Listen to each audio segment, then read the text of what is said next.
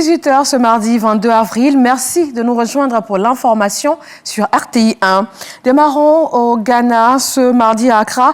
La CEDEAO a lancé les festivités marquant son cinquantenaire. Événement en présence du président ghanéen John Dramani Mahama et du représentant de son homologue ivoirien Eugène Aka Awele, président du SESEC. Thème de la célébration, plus fort ensemble pour un avenir radieux.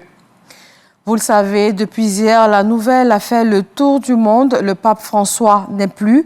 Au lendemain de son décès, les cardinaux ont annoncé que le cercueil du souverain pontife sera transféré à la basilique Saint-Pierre dans la matinée demain mercredi.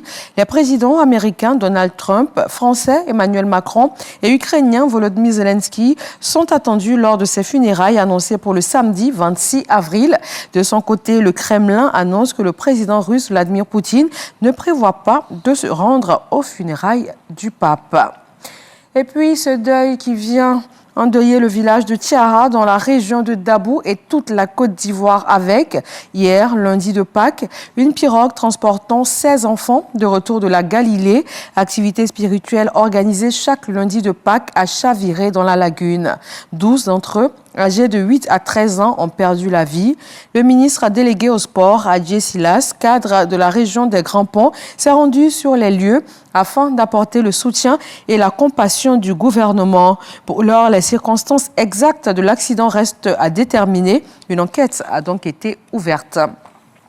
À plus de 8000 km de la Côte d'Ivoire à Washington, sur le territoire américain, la réunion du printemps du Fonds monétaire international FMI et du groupe de la Banque mondiale se tiennent depuis hier. Plus de 10 000 participants issus de 191 pays membres, dont la Côte d'Ivoire, représentée par les ministres Niale Kaba et Adama Koulibaly. Ils ont entamé de leur arrivée une série de rencontres visant à faire l'état des lieux de la coopération et analyser les questions et programmes prioritaires. Retrouvons sur place notre envoyé spécial Serge Coléa.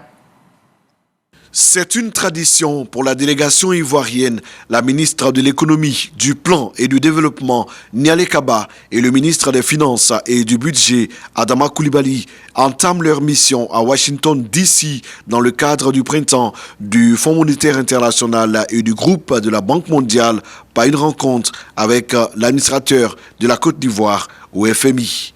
Installé en octobre 2024, Wothabuna Ouattara occupe le 3e siège de l'Afrique subsaharienne au sein d'un conseil d'administration de 25 membres. Il représente 14 États africains au sein de la plus haute instance décisionnelle du FMI. Nous sommes venus rendre visite donc à l'administrateur pour voir avec lui les questions émergentes qui vont marquer en fait ces réunions de printemps du Fonds monétaire de la Banque mondiale. Nous venons de sortir d'une mission du Fonds et qui a reconnu que la Côte d'Ivoire avait des performances à tous les niveaux, un taux de croissance assez important, un déficit budgétaire qui est contrôlé, avec une consolidation qui est en cours. On va arriver cette année 2025 à 3%. L'inflation est contenue, nous sommes à 3,5% de taux d'inflation. Au menu de cette première journée des échanges avec Abebe Selassie, directeur du département Afrique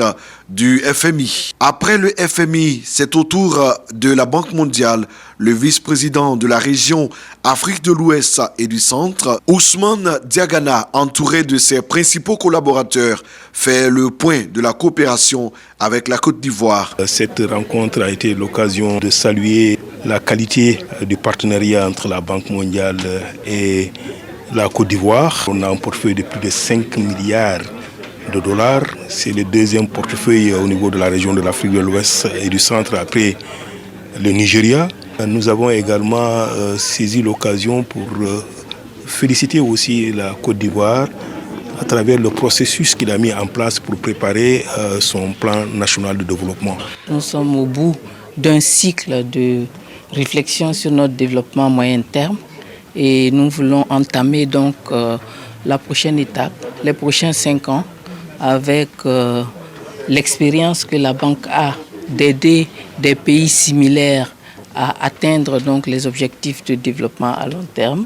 Nous continuons de travailler ensemble pour que donc nous ayons un plan de développement qui soit pertinent. La Côte d'Ivoire prend part aux réunions de printemps du groupe de la Banque mondiale et du Fonds monétaire international du 21 au 26 avril prochain.